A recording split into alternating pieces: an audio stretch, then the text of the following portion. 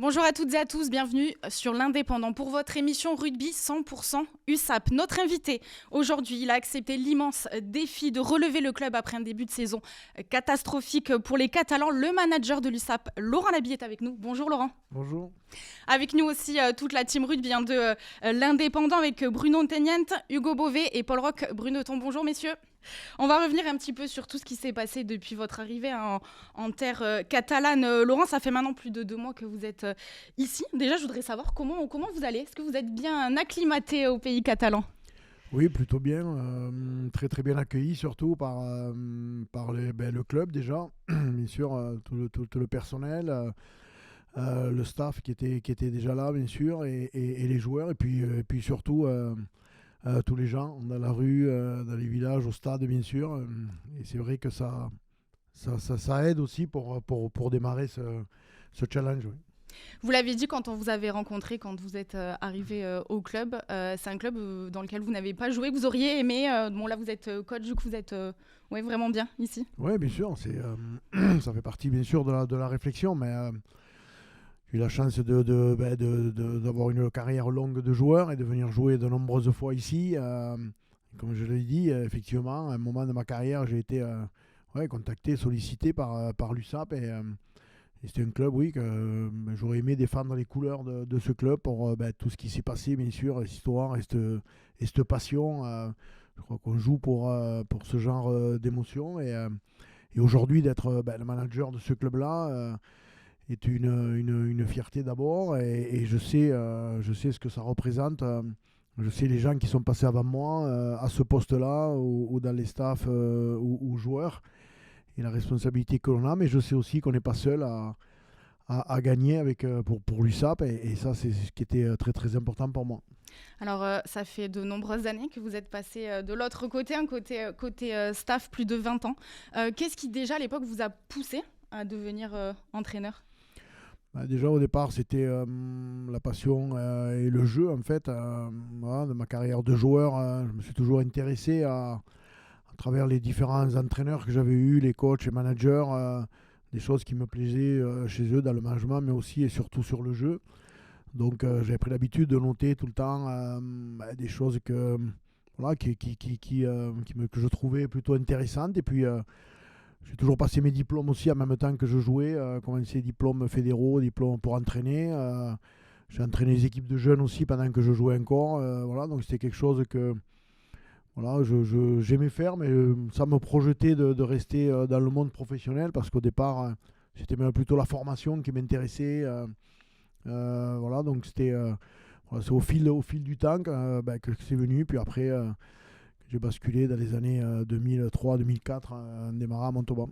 Il y a un ou plusieurs entraîneurs, Laurent, qui vous ont inspiré ou qui ont peut-être fait naître cette étincelle sur la formation, sur le fait d'encadrer ou d'entraîner les jeunes ?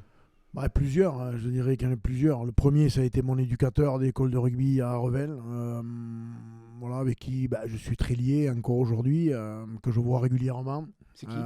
Joseph Rigal, qui était à côté de Narbonne, d'Ouveillan, pas très loin d'ici. Qui était le vrai éducateur que j'ai eu la chance de rencontrer, d'avoir sur mon chemin, qui m'a construit rugbystiquement, mais qui m'a construit aussi humainement, en nous expliquant chaque fois ce que étaient vraiment les valeurs qui allaient nous servir dans la vie aussi, et qui m'a donné ce goût dans ce sport notamment. Et après, tout au long de ma carrière, j'ai eu la chance de côtoyer de très très grands entraîneurs, dont je me suis servi un peu, comme je l'ai dit, un peu de tous. Mais pas seulement dans le rugby aussi, dans d'autres sports où j'aime beaucoup aller voir ailleurs ce qui se fait, notamment dans le monde du foot, où c'est un sport aussi que j'apprécie beaucoup. Et justement, je pensais aujourd'hui pour Roland Courbis, avec qui que j'ai eu la chance de côtoyer. J'ai eu sa femme il n'y a pas longtemps.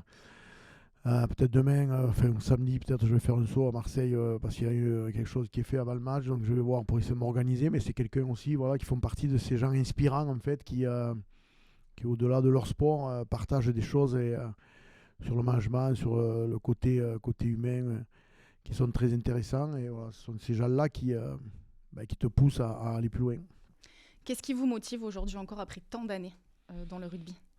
Ce qui me motive, ce qui m'a toujours motivé, hein, c'est qu'en fait, comme je l'ai souvent dit, c'est les challenges, bien sûr, et c'est d'essayer de construire des équipes ou d'amener des équipes et d'amener des joueurs aussi à des endroits ou à des niveaux que peut-être même eux ne soupçonnaient pas qu'ils pouvaient y aller. Donc, ça, je crois que quand on est entraîneur, je crois que c'est la plus belle chose qu'on peut arriver à faire, c'est-à-dire d'essayer d'évaluer son équipe et de trouver comment on peut performer avec des joueurs différents, avec des équipes différentes, dans des environnements différents. C'est sûr qu'il y a des coachs qui restent très très longtemps au même endroit et c'est aussi bien sûr très difficile de performer sur de nombreuses saisons, mais je trouve que c'est aussi intéressant de se confronter à d'autres environnements, à d'autres cultures, avec d'autres joueurs et c'est ce qui m'anime aujourd'hui. Dans ma carrière, j'ai eu la chance de gagner quelques trophées, mais comme je le dis souvent, peut-être que, bien sûr, gagner au New Camp avec le Racing à 15 contre 14 avec Dan Carter, bien sûr que c'est beau, mais amener Montauban aussi à jouer la Coupe d'Europe à partir de la Pro D2, finalement, je ne sais pas qu'est-ce qui est le plus difficile ou qu'est-ce qui est le plus beau entre les deux. Quel genre de manager alors vous êtes à l'USAP ? Je suis un manager, j'ai des principes en fait où bien sûr, comme je l'ai dit, je suis un passionné par le jeu, j'adore bien sûr le jeu, mais j'adore surtout le côté humain en fait, d'être transparent et d'être clair avec tout le monde. Quand on joue, on doit savoir pourquoi on joue, quand on joue pas, on doit savoir pourquoi on joue pas, on doit savoir que on n'a pas d'équipe 1 ou d'équipe 2 ou d'équipe 3, on a une seule équipe, c'est l'USAP. Et tous les choix qui sont faits dans l'intérêt du club et dans l'intérêt de l'équipe et jamais contre les personnes. Voilà, c'est un management avec le staff aussi, on n'est pas tout seul, on doit aussi savoir déléguer, on doit aussi savoir écouter, on doit savoir aussi reconnaître quand on se trompe aussi. Il n'y a pas que les joueurs qui font des erreurs ou de mauvais matchs. J'en fais aussi des fois sur des mauvais coachings, sur des mauvaises stratégies. Voilà, et je crois que c'est en toute transparence qu'on doit fonctionner avec l'ensemble et du staff et des joueurs. Ouais, vous avez été recruté en tant que manager, mais presque en tant que pompier de service aussi, où il a fallu réorganiser le staff, l'encadrement, et remettre l'équipe sur pied. Oui, bien sûr.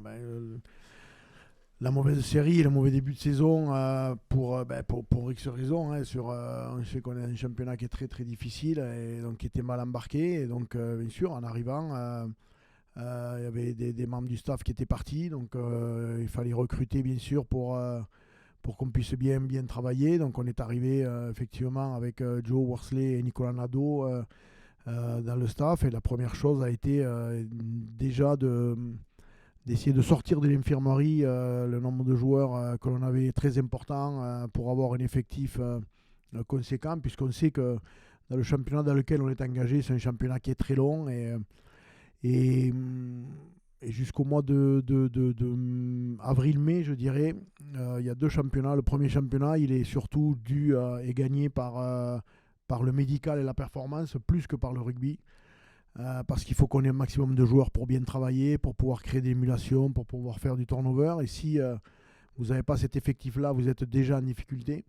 La fin de saison est autre chose. Quand on arrive sur des objectifs plus précis, là on va bien sûr s'atteler plus sur le rugby, on va dire, et prendre le risque à ce moment-là peut-être de faire jouer des joueurs qui sont peut-être pas à 100%, mais qui sont importants pour l'équipe, alors que jusqu'à ce moment-là, on ne peut pas se permettre d'avoir des joueurs pas à 100% et de se retrouver avec 20 joueurs à l'infirmerie. C'est ce qui met en difficulté les joueurs qui restent valides et qui, au bout d'un moment, seront aussi moins performants.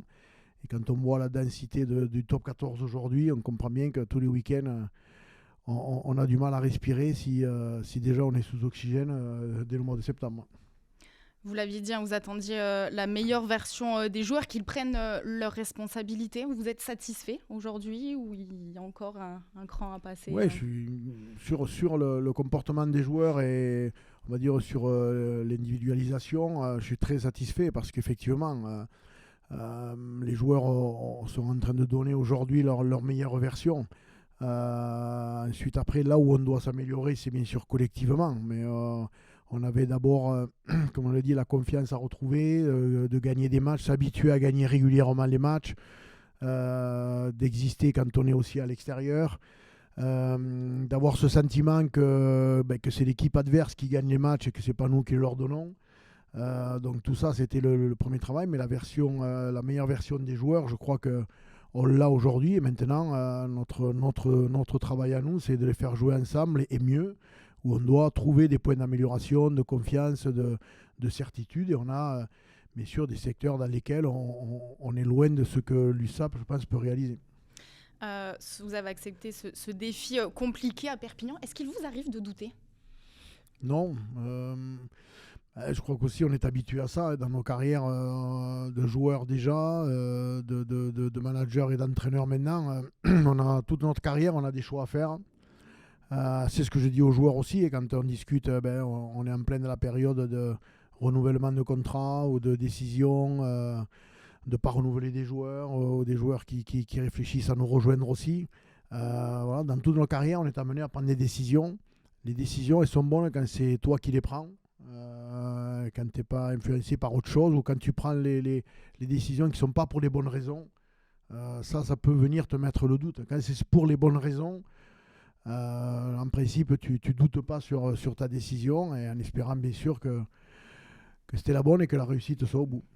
Bon, il a fallu attendre les premiers matchs de Challenge Cup pour enfin voir l'USAP décrocher une victoire cette saison. Et le 20 décembre dernier pour le premier succès en top 14 contre Clermont, puis derrière le Stade Toulousain le 3 janvier. Est-ce qu'on peut dire qu'enfin, ça y est, l'USAP a lancé sa saison, la pièce tombe du bon côté Il y a eu un déclic, en tout cas, ça y est. Oui, on l'attendait, bien sûr. Et on avait quand même coché ce match de Newport en Challenge Cup, où c'était une fenêtre qui, pour nous, allait nous permettre déjà, comme on l'a dit, de récupérer des joueurs aussi pendant ces 15 jours pour mieux travailler et puis viser la victoire. On savait qu'il fallait à un moment gagner un match pour avoir un vestiaire différent à la fin du match, retrouver ces ambiances de victoire, de fin d'après-match et qui te donnent des contenus de semaine différents avec un peu plus de joie, de sérénité quand tu as gagné.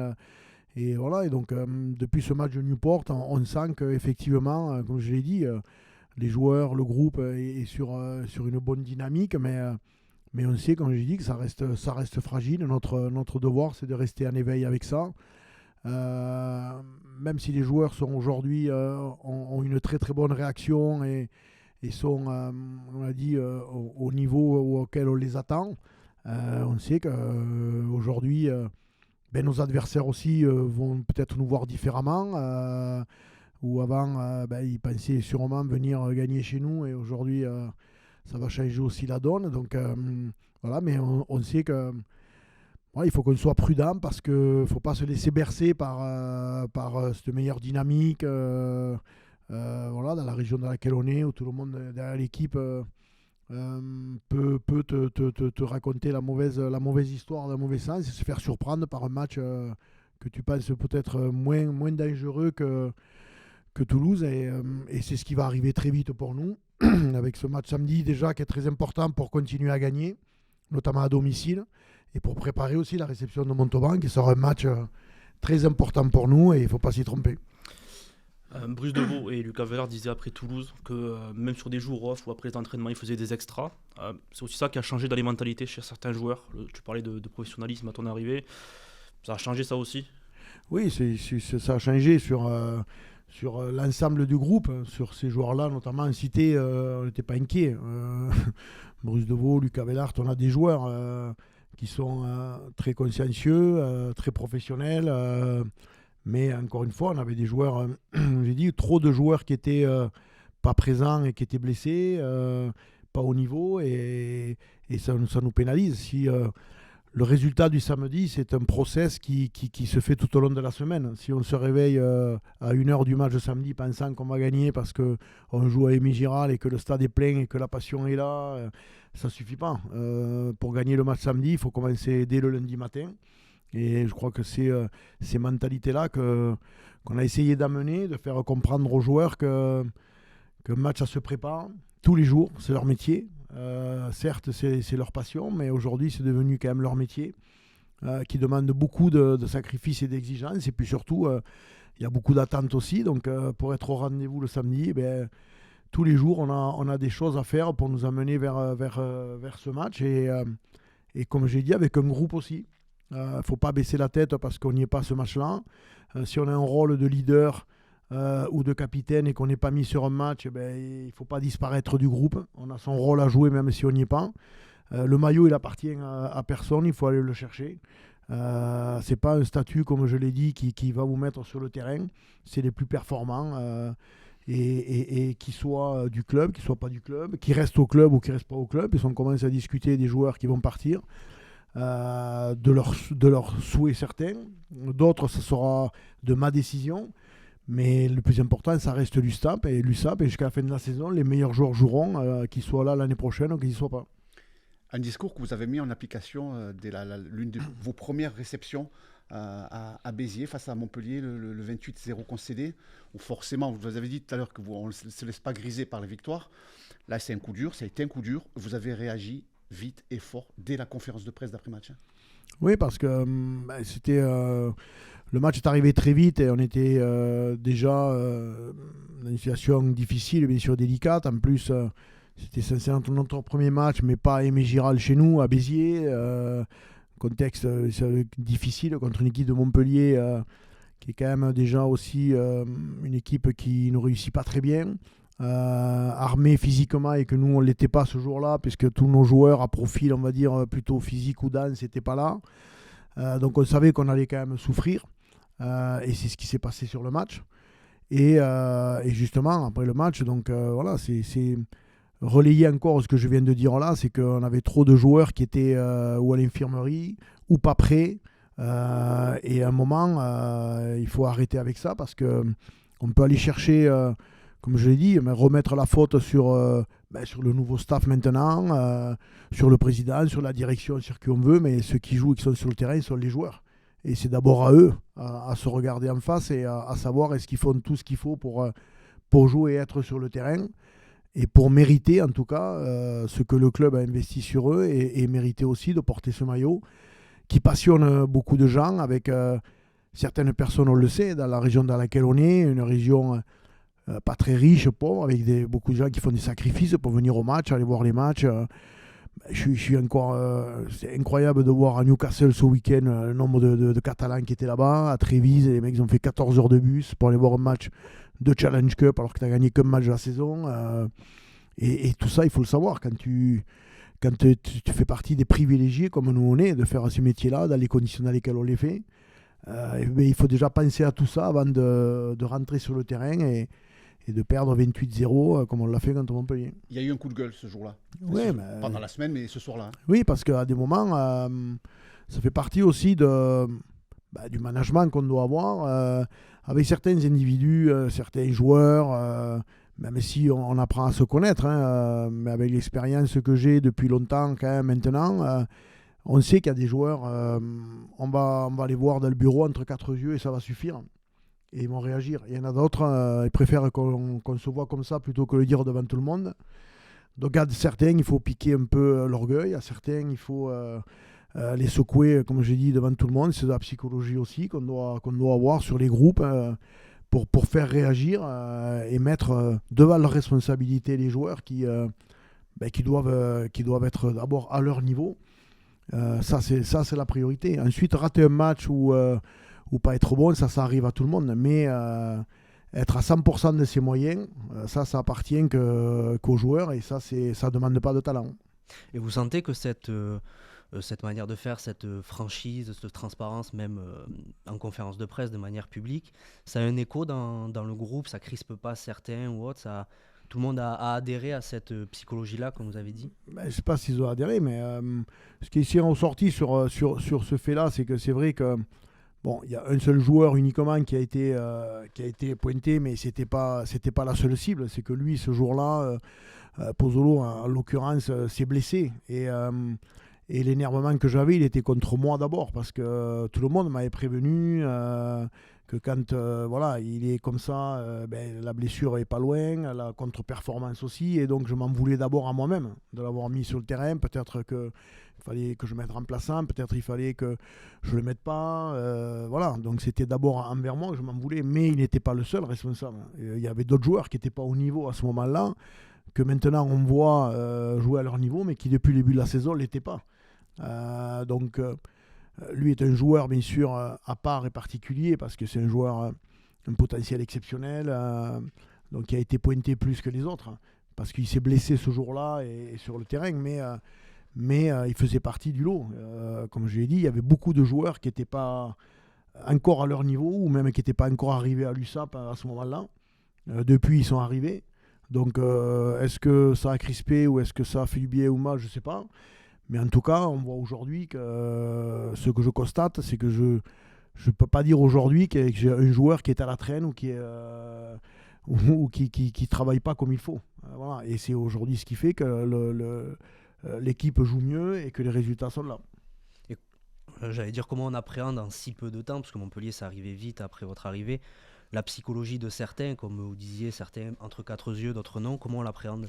On l'appréhende parce que quand même on est quand même au fait du top 14 et on connaît quand même les joueurs, hein, même si on n'a pas travaillé avec eux, on connaît un peu, puis on discute avec les gens qui sont passés avant nous aussi, ceux qui le connaissent, ceux qui connaissent les joueurs, on a quand même des informations, on avait un staff qui était déjà aussi en place, que ce soit le staff médical de la perf, il y a quand même des gens qui sont depuis longtemps au club, donc les choses ont... L'état des lieux, je l'ai fait quand même avant de prendre la décision de venir, et avec des choses que j'ai écoutées, mais j'aimerais bien me faire mon propre avis.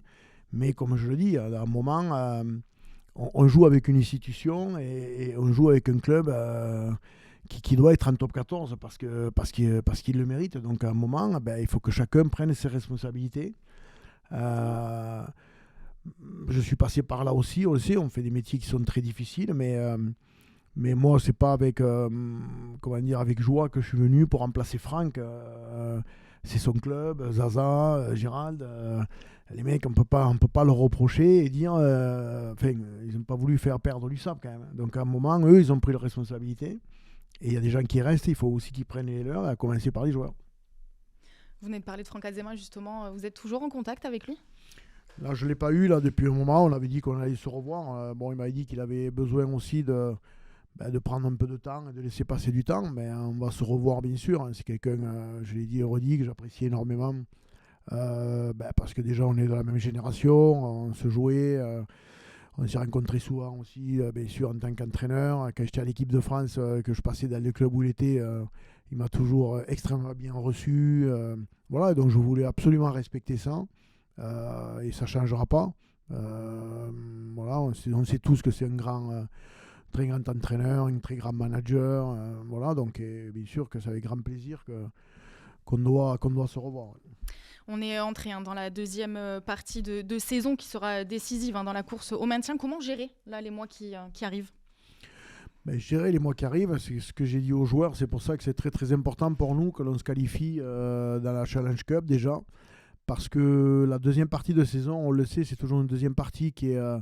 moins dense que la première, parce que beaucoup de trous dans le calendrier avec le tournoi des 6 nations, avec ces phases finales de Coupe d'Europe aussi. Donc si tu ne participes pas, tu te retrouves avec des semaines sans match, et c'est difficile du coup à garder le groupe en éveil si on n'a plus qu'une seule compétition, et qui en plus, on verra sur les matchs qui arrivent, mais nous amène vers un match access le 13 juin, c'est quand même loin. Et donc ça veut dire qu'il y a beaucoup de joueurs qui du coup, si on n'a plus que le top 14, peuvent être amenés à ne plus jouer peut-être. Donc ça peut casser le groupe en deux. Donc voilà, donc l'idée c'est de garder le plus de monde concerné bien sûr. Et pour ça, il faut avoir 2 compétitions à gérer. On aura aussi 4-5 joueurs qui vont partir pour le tournoi. Jamie avec l'Écosse, Tommy avec l'Italie, Gela et David avec la Géorgie. Donc il faut être vigilant à ça et pas penser que, pareil, si on doit avoir un match access le 13 juin, qu'il faudra s'occuper de le préparer la semaine du 13 juin. Comme j'ai dit tout à l'heure, on doit s'améliorer collectivement sur notre conquête, sur notre touche, sur notre mêlée, dans notre jeu offensif, nos sorties de camp encore, d'éviter de se mettre en difficulté, la discipline.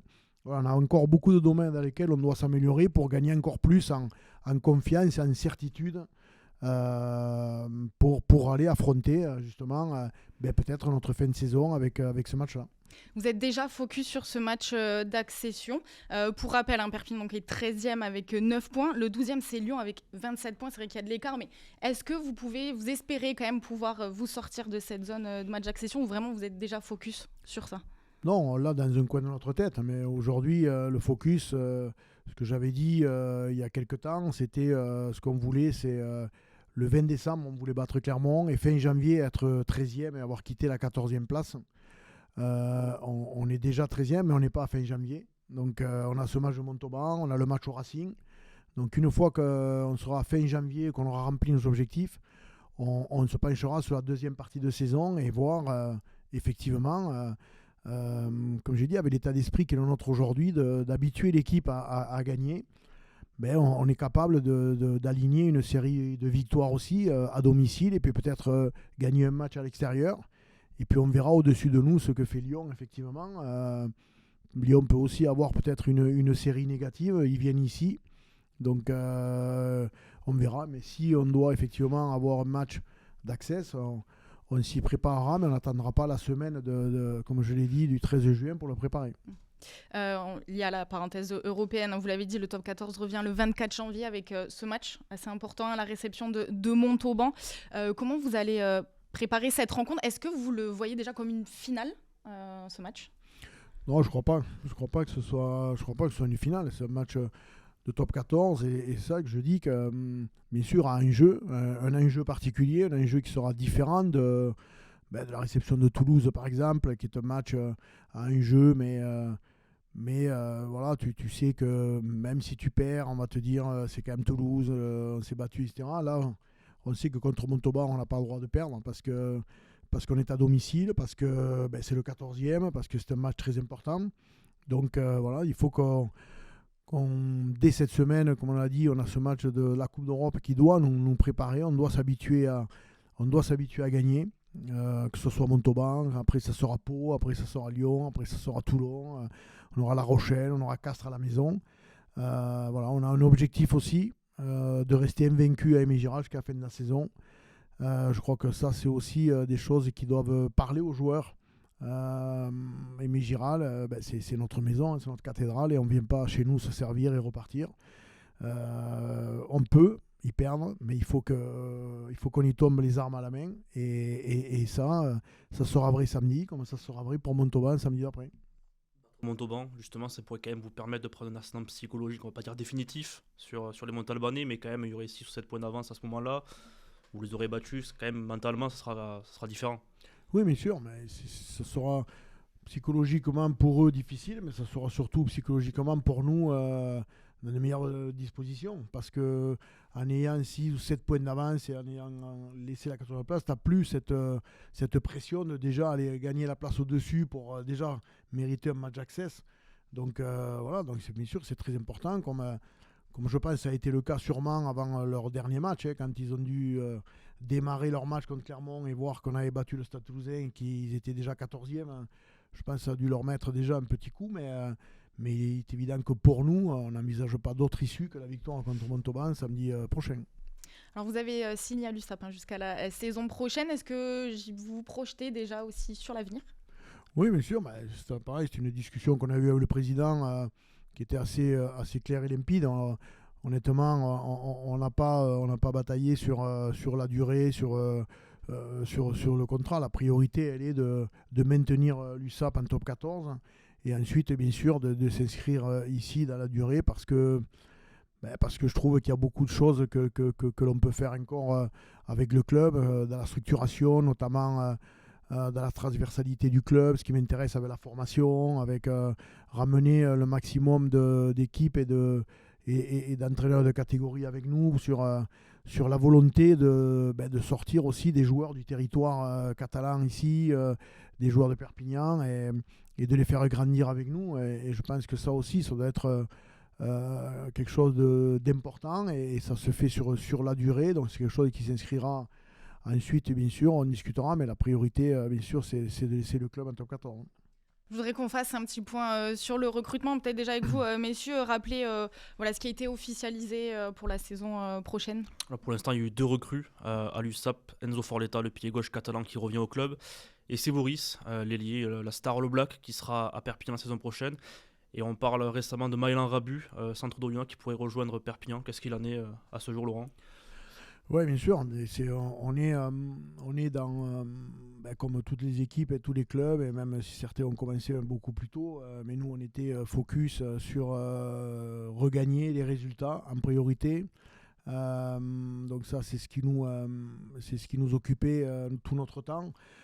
Bien sûr qu'il faut qu'on travaille sur la suite, sur renforcer ou améliorer notre équipe avec 2 phases, comme j'ai dit. C'est soit c'est de notre volonté, et on dit aujourd'hui on a des postes sur lesquels on doit s'améliorer, et on fait des choix de ne pas garder des joueurs de chez nous.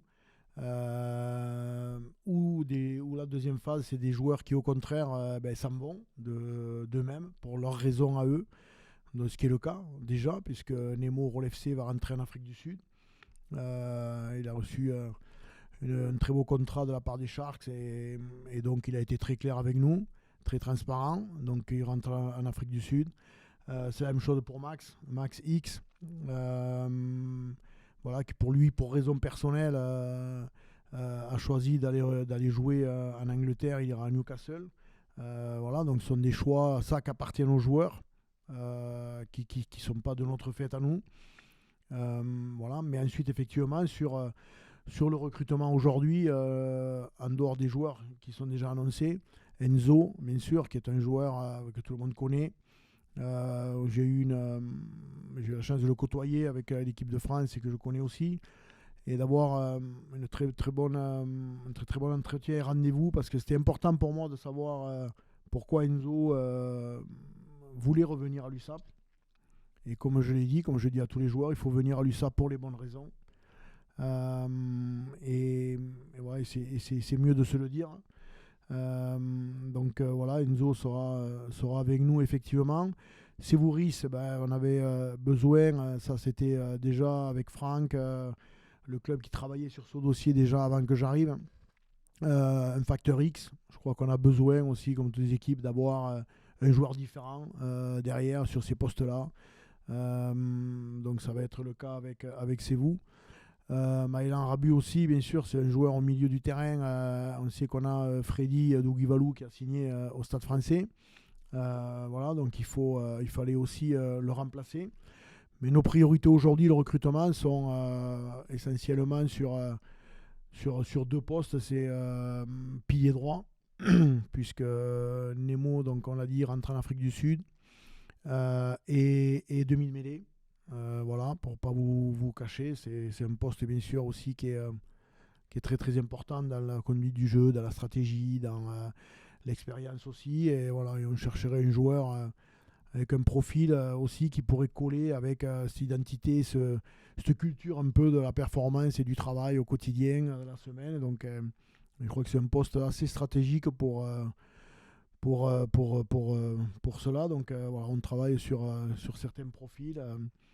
Mais on sait qu'on doit renforcer notre équipe, mais on doit aussi, on le dit, respecter les joueurs qui sont chez nous et le faire en toute transparence. Et c'est ce qu'on fait en ce moment. On discute avec les joueurs, on fait des entretiens pour prendre un petit peu la température et les tenir informés de cela, quoi. Quand on est 13-14e au classement, on va tirer, j'imagine, des joueurs quand même avec un sacré CV ou des joueurs qui ont du bagage.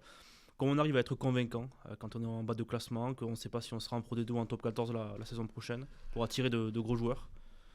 Je dirais ce qui est paradoxal, c'est que, et c'est là que l'on voit dans quel club on est en fait. L'USAP, Perpignan, ça reste Perpignan et l'USAP. Vous pouvez faire une visio avec un joueur néo-zélandais de l'autre côté de la planète et il sait où est Perpignan et il connaît le club parce que Scott Robertson y est passé, Dan Carter y est passé, le club a gagné et c'est ce qui est et tout le monde sait ce qui se passe dans ce club dès qu'ils commencent à se renseigner parce que c'est un contact avec Perpignan.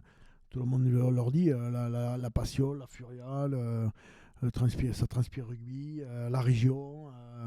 Il y a beaucoup d'éléments qui font que les joueurs sont à l'écoute. Ensuite, après, le deuxième élément, c'est l'ambition. Et c'était pareil pour moi. Moi, quand le club m'a appelé et que je suis venu voir le président, la seule chose qui m'intéressait, je savais qu'ils avaient perdu 9 matchs, je savais la situation du club. Mais ce qui m'intéressait, c'était de savoir quelle était l'ambition du président et l'ambition du club. Si le président m'avait dit, bon, sûrement qu'on va descendre, après, bon, le club, s'il reste en Pro D2, c'est bien, et moi, je vais vendre le club, je serais encore chez moi à faire du VTT tous les matins et à prendre mon café avec ma petite fille. Donc, et les joueurs sont pareils. Aujourd'hui, on a la chance ici au club d'avoir un président et sincèrement, je ne sais pas si tout le monde se rend compte, mais le président Rivière, il a une ambition démesurée pour le club. Il donne beaucoup, pas que financier, beaucoup d'énergie, beaucoup de son temps. Et ça, c'est une chance pour le club, une chance pour tous les supporters. Et il faut s'en rendre compte. Ce sont des gens qui, pareil, qui pourraient faire autre chose de sa vie et de l'argent qu'il a. Et voilà, il est arrivé ici et il est complètement amoureux de l'USAP. Et c'est ce qui m'a intéressé. Et c'est pareil pour les joueurs. Pour revenir sur les joueurs qui pourraient partir ou qui ont déjà annoncé leur départ, tout le monde est au courant déjà sur les joueurs non conservés ou vous attendez encore un petit peu Non, pas tout le monde. Les principaux sur justement les postes qu'on en a évoqués, c'est clair. Ensuite, après, on aura des ajustements à faire aussi. On attend de voir comment la fin de saison se passe et les semaines qui arrivent. Pareil, comme j'ai dit, certains joueurs, on a besoin de les voir encore. On n'a pas vu leur meilleur niveau. On a besoin de voir leur meilleur niveau, s'ils peuvent jouer avec nous, s'ils peuvent enchaîner aussi. On sait que on est des championnats qui sont longs. Voilà, il faut aussi être en capacité d'enchaîner les matchs. Donc certains joueurs sont au courant. On attend de voir leur performance pour savoir si le club leur proposera quelque chose ou pas. Et puis après, il y a une question aussi, bien sûr, du salary cap, masse salariale, qui fait que une fois qu'on aura fait, comme je disais, nos joueurs importants, pilier numéro 9 par exemple, ça nous permettra d'ajuster autour un effectif de qualité pour jouer et batailler en top 14. Bon, Laurent, on ne pouvait pas ne pas évoquer avec vous l'équipe de France puisque le 5 février prochain, le tournoi Destination fait son grand retour avec en match d'ouverture le choc entre la France et l'Irlande. Le groupe n'est pas encore connu. Le sélectionneur Fabien Galtier communiquera sa liste le 21 janvier. Mais si on fait, nous, un petit tour d'horizon des joueurs, on peut s'attendre à qui ? Est-ce qu'il peut y avoir des surprises, des retours, des incertitudes ? Et déjà le grand débat du numéro 10, Laurent il connaît bien ce poste, il y a toujours le Romain Tamac, Mathieu Jalibert, on voit que Romain Tamac est à l'infirmerie depuis 2-3 semaines, Mathieu Jalibert depuis 1 an maintenant, même plus, roule un peu sur tout le monde à ce poste. Donc le débat est relancé, est-ce qu'il faut associer les deux ? Est-ce que Mathieu Jalibert va passer devant Romain Tamac ? Laurent, s'il fallait se mouiller C'est l'éternel débat et je vais refaire la même réponse que pendant très très longtemps, on se plaignait de ne pas avoir un numéro 10 régulier, constant, sur qui on mettait chaque fois l'échec des mauvais résultats de l'équipe de France. Et là, on a la chance d'en avoir au moins 2 de très haut niveau et que toutes les nations nous envient. Donc on va pas faire bien sûr le difficile, mais déjà je pense que les 2 ne seront pas associés. On l'avait tenté, on l'a essayé. Aujourd'hui, le rugby et le rugby international demandent au milieu du terrain beaucoup de densité. Physiquement, c'est très dur. Et il y a une dizaine d'années, le 5-8e avec 2-10, c'était jouable. Aujourd'hui, les meneurs de jeu sont plutôt les 10-15 plutôt que les 10-12. Donc je ne crois pas. Qu'ils soient associés. Je peux me tromper, mais je ne pense pas. Ensuite, après, effectivement, il y aura un choix. On voit que Romain, on connaît tous la qualité de ce joueur sur qui la pression glisse en fait. Il tremble jamais. Un joueur très sérieux dans tous les compartiments du jeu, mais qui depuis sa blessure malheureusement a beaucoup de pépins, enchaîne des pépins physiques encore aujourd'hui avec Toulouse. Pas sûr qu'il rejoue encore ce week-end. Donc forcément, ça veut dire qu'il n'est pas à 100% de ses capacités physiques. Donc ça sera une question pour le staff bien sûr. Et Mathieu qui est un joueur exceptionnel, que les gens paient pour aller voir des matchs quand Mathieu est sur le terrain, parce qu'effectivement il fait des choses que pas beaucoup de numéro 10 peuvent faire sur la planète. Voilà, mais après il sait aussi qu'il a des domaines et des secteurs, notamment au domaine défensif, où au niveau international ça pardonne pas, et le match l'année dernière justement en Angleterre, il y avait un coûté un peu cher sur la défense, donc voilà, donc ils sont différents, mais on doit se réjouir d'avoir, je crois, avec la nouvelle pépite sud-africaine, mais sûrement 2 des 3 meilleurs numéros 10 au monde aujourd'hui. Est-ce qu'il peut y avoir des surprises dans cette liste pour vous cette année ? Il y aura des retours déjà, le retour d'Antoine, forcément, qui va changer beaucoup de choses dans le jeu de l'équipe de France. Autour de Movaka aussi, on avait beaucoup de blessés quand même sur les dernières campagnes internationales.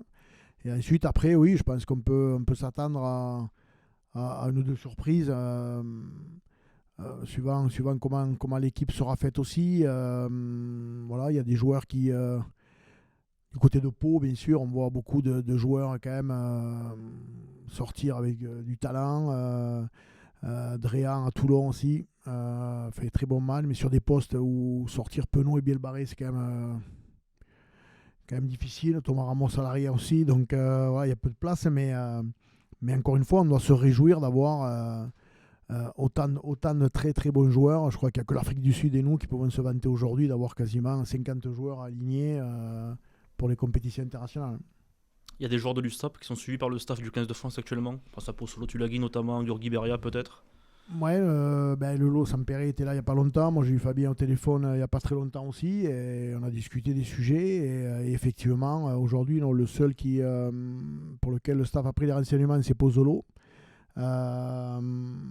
Voilà, donc on a discuté pour revenir sur lui. Voilà, Pozzolo doit avoir l'ambition en tout cas de jouer pour l'équipe de France. Il n'y a pas beaucoup de joueurs comme lui sur la planète. Il y en a en équipe de France encore, mais qui sont plutôt vieillissants, comme Tao, Mani Meafou, qui est un peu vieux, mais Pozo il a 21 ans. Voilà, c'est un joueur qui doit en tout cas ambitionner jouer pour l'équipe de France, et c'est sa volonté. Et en tout cas aujourd'hui il est dans une dynamique pour cela. Ouais. Les Bleus ont été vainqueurs du tournoi en 2025. Ils vont remettre leur titre en jeu cette année. C'est jamais facile de rentrer dans la compétition avec cette étiquette-là, d'autant plus que premier adversaire, l'Irlande, on se met dans le bain direct, quoi. Ouais, c'est très très difficile, et voilà, par expérience pour les tournois de destination que j'ai fait, c'est toujours pour nous en plus encore plus difficile parce que on a peu de temps pour se préparer, donc le calendrier a toujours été très très important pour nous. Et chaque fois qu'on l'a démarré, justement, souvent par l'Italie, c'était un match qui était difficile à Paris, plus facile à chaque fois à Rome, mais ça nous permettait de rentrer dans la compétition, on va dire, un peu plus tranquillement. Et l'équipe de France, dans le tournoi, est toujours bien à partir du 3e, 4e match et dernier match. Les 2 premiers sont toujours difficiles. Et là, effectivement, c'est un calendrier qui est très difficile parce qu'on commence par l'Irlande et un jeudi soir le match. Donc ça veut dire que c'est encore moins de temps pour se préparer. Avec le week-end avant, il y aura top 14. Donc ça veut dire que pour le groupe des 42, ils ne pourront pas travailler avec parce qu'il y en a qui auront joué le dimanche, qui vont rentrer le lundi à Marcoussis, qui ne pourront pas s'entraîner avant mercredi, mais qui veillent du match. Donc c'est un match effectivement qui pose problème, je sais, au staff, parce que d'avoir mis le match jeudi soir, voilà, c'est difficile pour eux, mais voilà, ils savent que eux, en tout cas, c'est la finale du tournoi pour commencer, parce que s'ils gagnent celui-là, je pense qu'ils feront le grand chelem en finissant par l'Angleterre au dernier match. Il y a pas mal de Catalans dans le staff du 15 de France, dont Patrick Arletas qui vous a remplacé en tant qu'entraîneur de l'attaque du 15 de France. Vous avez discuté un petit peu, parce que vous êtes manager de l'USAP, lui avec le 15 de France, les postes sont un peu échangés en 2-3 ans. Vous avez échangé par rapport à ça ? Oui, on échange tout le temps. C'est un grand plaisir pareil de se voir avec Patrick. On essayait de discuter avant.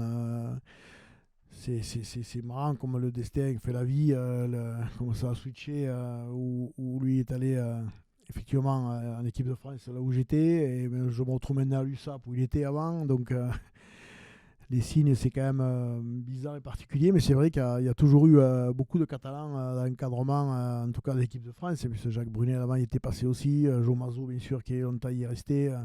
Jean Dugnache aussi était là.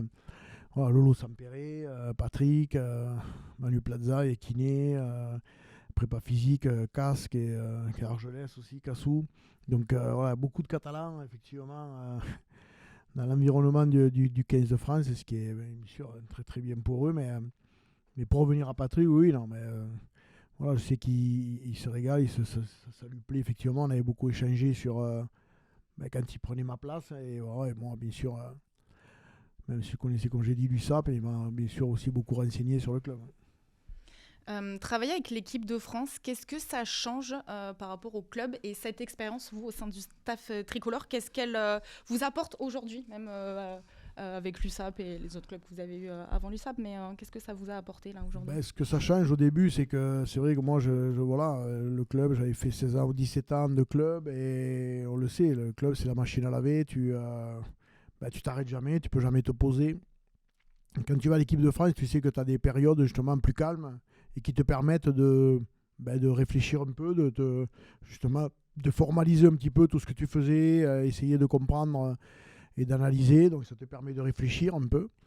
Et puis ensuite, quand il y a les rassemblements, par contre, là c'est intense, parce que quand tu entraînes l'USAP, forcément les amoureux du l'USAP attendent le résultat, mais quand tu entraînes l'équipe de France, c'est tous les clubs et c'est toute la France qui est derrière. Donc l'exposition et l'attente, elle est surmultipliée, et ce que ça t'apporte, c'est que tu fais 11 à 12 matchs par an, mais c'est comme si tu faisais 11 fois la finale du top 14 en fait. Ce sont que des grands matchs avec les meilleurs joueurs de ton pays contre les meilleurs joueurs du pays adverse, devant des millions de téléspectateurs, dans des stades de fous.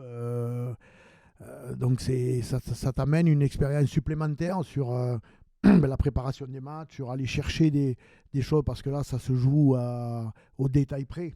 Tu sais que quand tu joues l'Irlande, comme ça va être le cas, le premier match du tournoi, le match il va se jouer sur une action. Tu ne sais pas quand elle va arriver, sûrement sur les fins de match. Donc tout ça, les scénarios, tout ce qui peut se passer, tu as beau tous les envisager, il va s'en passer un autre que tu n'as pas prévu. Et donc toute cette expérience de ces matchs-là, forcément quand tu retournes en club, ça t'amène des outils supplémentaires, avec des choses que tu penses sur un niveau qui va, bien sûr, forcément moins vite, et qui est moins exigeant que le niveau international. Est-ce que c'est aussi facile, quand on est au sein d'une sélection, d'imprimer sa patte, son style de jeu qu'en club, ou justement avec toutes les contraintes de temps dont on parlait? Est-ce que c'est aussi facile ou pas? Ouais, c'est pas que ce soit facile, c'est que c'est différent. Donc, et là, c'est pareil, quand on est parti en sélection, la chance de côtoyer, comme on dit tout à l'heure, des coachs d'autres sports, et notamment Claude Onesta, par exemple, et eux t'avertissent dans le sens que quand tu es en sélection, tu as peu de temps, et donc il faut bien l'utiliser. Donc si tu pars de trop loin et que tu donnes trop de trucs aux joueurs, le match, quand il arrive dès le samedi d'après, c'est impossible. Donc il faut aller à l'essentiel, mais tu as les meilleurs joueurs. Donc, et là, en plus, on a une génération qui est exceptionnelle. Donc quand tu fais l'attaque du 15 de France aujourd'hui, et quand tu vois les gars que tu as, même toi, tu prépares des schémas, tu prépares des lancements de jeu, et tu leur donnes, mais il le faut mieux que ce que tu l'avais pensé. Donc tu es là, donc c'est incroyable. Donc c'est pas plus simple, mais c'est différent. Pour finir, j'aimerais juste vous demander s'il y a encore des objectifs, des rêves que vous aimeriez accomplir dans votre carrière. Oui, bien sûr, il y en a toujours. Mon rêve le plus grand aujourd'hui, ce serait de gagner la Champions Cup. Aujourd'hui, le trophée, la Coupe du Monde, bien sûr, mais c'est fini. Mais avec un club, ce serait la Champions Cup. J'ai gagné la Challenge Cup, j'ai gagné la Pro D2 fois, j'ai gagné le Top 14 3 fois. Donc voilà, la Champions Cup serait ça aurait forcément le trophée, je dirais, que j'aimerais. Mais après, dans mon rêve, en tout cas, dans mes objectifs, c'est rester sur ce que j'ai dit, sur développer des joueurs. Ça, je crois que quand on est entraîneur, on est tous contents d'avoir de grands joueurs, bien sûr. Entraîner, j'étais bien sûr très, très, très heureux de travailler avec Johnny Sexton, avec Dan, voilà, bien sûr. Mais on apprend plus que ce qu'on leur apprend à leur moment de la carrière. Mais travailler avec des jeunes joueurs et les développer, c'est aussi très enrichissant. Et puis surtout, voilà, redonner, je dirais, encore plus de couleurs à l'USAP. Et notamment quand on voit, comme j'ai dit, ce qui se passe aujourd'hui sur les matchs. On en parlait avec certains. Vivre des phases finales avec l'USAP serait, je pense, quelque chose d'assez incroyable. Un grand merci, Laurent Labie, d'avoir été avec nous. Merci à vous. Merci aussi à vous, messieurs, de répondre toujours présents. Je le rappelle, prochaine rencontre pour l'USAP en top 14, c'est le samedi 24 janvier à Aimé-Giral. Les Catalans reçoivent Montauban, le 14e contre le 13e du championnat, un match important dans la course au maintien. Vous pouvez bien sûr retrouver toute l'actualité USAP sur l'Indépendant.